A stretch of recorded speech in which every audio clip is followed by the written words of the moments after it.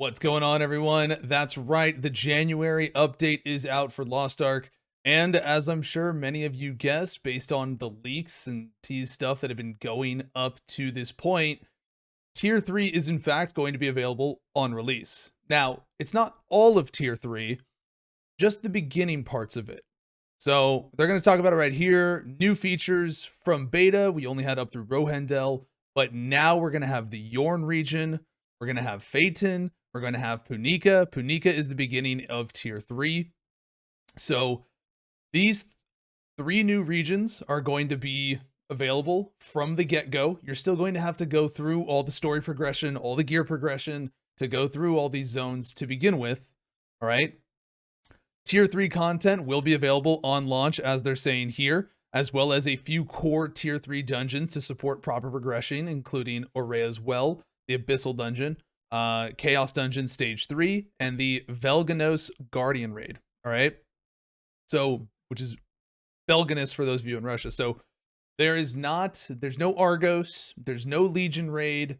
So, the gear progression is going to be capped to an extent. All right. There's no, you don't have to worry about people going crazy ahead and stuff like that in that regard, because the main T3 content, the actual meat of Tier 3, is not going to be available from the get-go.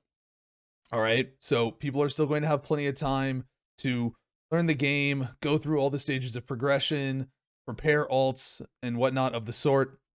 They say as well, combat level cap has been increased to 60. Additional T3 content will be added to the game post-launch in order to set the pace for player progression, both in terms of new content and optimal difficulty. So that's the, Legion raids, the hell modes, and all that stuff that comes later on. Based on player feedback, they actually are giving you the Korean voiceover DLC as an option, which is actually really nice. For people who don't want to hear English voiceovers, but you still want English subtitles and you want to listen to it in Korean, you can do that. Some of the early game cutscenes are now going to be skippable. This will just help people go through leveling a little bit faster, but also people not have to rewatch some of the cutscenes that you're normally forced into watching your first time leveling a character through the game. And then in terms of balance tweaks for the pacing of the game, this was one of the big points of feedback during the closed beta test, as people went through Tier 1 content exceptionally fast. Players felt that some of the game's pacing and gearing was not quite challenging enough. We've worked to make balance changes to combat this, and while it won't slow you down early on, Tier 1 was going to go fast no matter what you did. No matter what, based on what the current state build of the game is, enhancing is really fast and really easy as a catch-up mechanic for this current build of the game that we're on, this patch, this client. All right. Tier 1 was always going to be short, but while this won't slow you down early on, the end game content will prove to be a bit more challenging for players. So it looks like they're looking to slow down the later forms of progression so that will draw it out a little bit. Tier 3 is going to be the main focus for a long period of time for this Western version of the game. So I don't necessarily think that that's a bad thing. Now, some things to talk about this, is this good? Is this bad? I think that they had two ways in which they were going to do this release. It was either going to be stage 1, you get Tier 1 and you'd be in there for less than a month, into Tier 2, less than a month or about a month, and then into Tier 3. You would not have had a sustainable, gameplay loop with extended durations of time in that scenario. Or you have Tier 3 on release. The thing is, either option you go with, there are pros and cons to both methods. All right. And ultimately, either way, you are going to have people who are going to complain about veterans. All right. People talking about Tier 3 being available on release, they're going to complain about veterans flying ahead.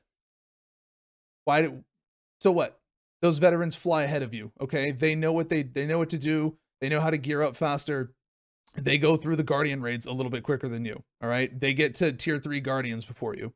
How does that affect you? It doesn't affect you that much, other than a couple market economy things in terms of first items acquired right? First dibs on things going to the marketplace for certain items.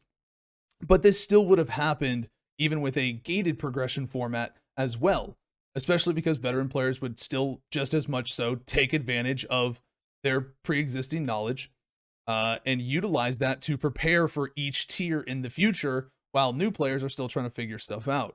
So either way, I think you ended up in an environment where people were going to complain about progression or complain about what veterans are going to do. But at the end of the day, the veteran players literally make up less than 1% of the player base for this game. So don't worry about them. Like, why does it matter what they're doing? Who cares if, they're doing a different Guardian raid than you? It won't have really any impact on your gameplay experience unless you are trying to be part of the 1%. I don't think the release date of this game is actually going to have that much of an impact for new players, because new players aren't going to know the difference. You still have to play through all of the progression. You still have to go through all of the story. You still have to do all of the Guardian raids. You still have to do the Void dungeons, right? So there's still everything you go through, and as you go through the content, as you go through the different tiers, new systems are introduced, and you learn those systems as you're progressing through it and as you work your way up to tier 3. I think that people will be slowed down in tier 2 a little bit, just from a lack of materials, resources, gold, etc. There won't be enough gold flow early on in the game for people to really like push it hard for their item levels. But I do think that there will be some people who do go up faster than others, but that's all right ultimately, because we're all going to end up in the same place sooner or later, right? Like tier 3 is the end tier currently. Tier 4 doesn't exist anywhere right now, right? So tier 3 is the end tier. So we're probably going to be on this base version of tier 3 for a few months. So I mean, we're all going to get to the same place sooner or later. It's not going to be that big of a deal whether or not some people get there first. Okay. And that happens in any MMO, really, right? Even New World, for example, you had people who got to level 60 in the first 3 days, laid claim to everything economy wise, while most of the player base took like 3 weeks to do it. Did it really have that much of an impact for people? No, there were a lot of other problems with New World that had an impact on people's economy and gameplay experiences, but it was never people getting to level 60 first or getting first dibs on economy and items type of thing, right?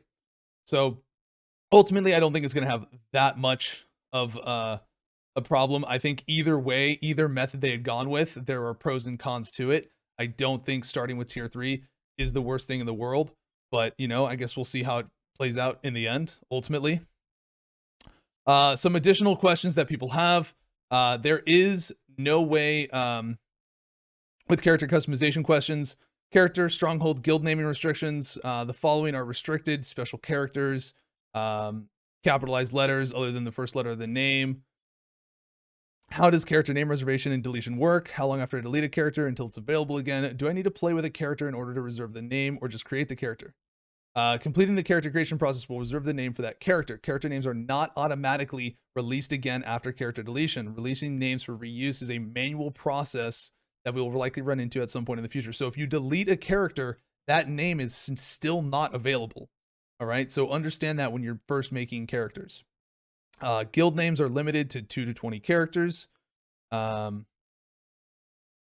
names are limited to 2 to 16 characters. Character voice selection available at launch. Yes, we will be able to use the character voice option on launch.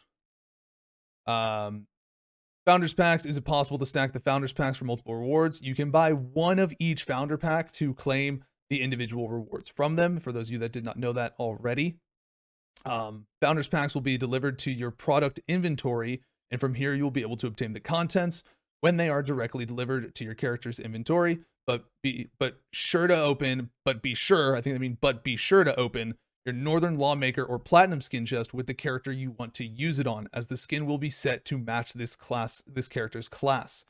Okay, they are only going to be available on the classes that are there on release. So make sure you do not open your outfits on the character that you don't want it on. All right, if your first character that you claim it on and you open it on is not the one you want it on, don't do it. Okay? Just don't. Save it. Okay? Wait. Trade it. Store it.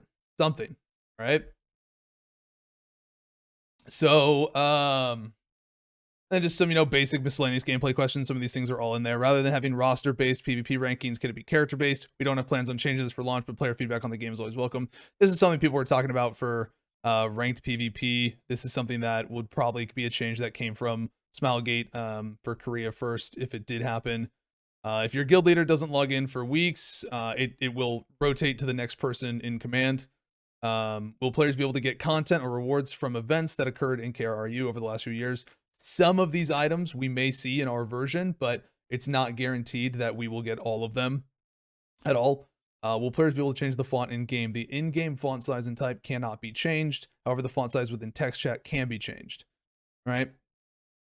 Looking ahead, while we know there's a ton of excitement surrounding launch day and launch day information, rest assured that we'll have more details on their way to you next week. So there's going to be even more information regarding launch, things like servers, the server regions, the server names, probably how many servers we're going to have as well. Weekly reset times, that's a huge one. Server open and pre-download times. These are all very important things to keep track of for next week. So definitely something to keep your eyes on. Full launch patch notes so that you can cover everything to know what's different in our version compared to, say, Russia, for those who've been playing on there. But a lot of information in here.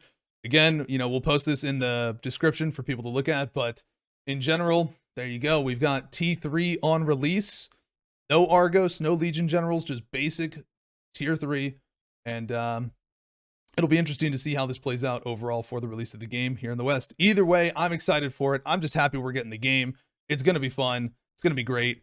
I'm stoked. If you guys enjoyed the video, be sure to, like, subscribe, leave a comment, all that algorithm stuff. Thank you so much for watching. If you have any questions, definitely drop on by our Twitch at twitch.tv/Zav, and we'll catch you in the next one.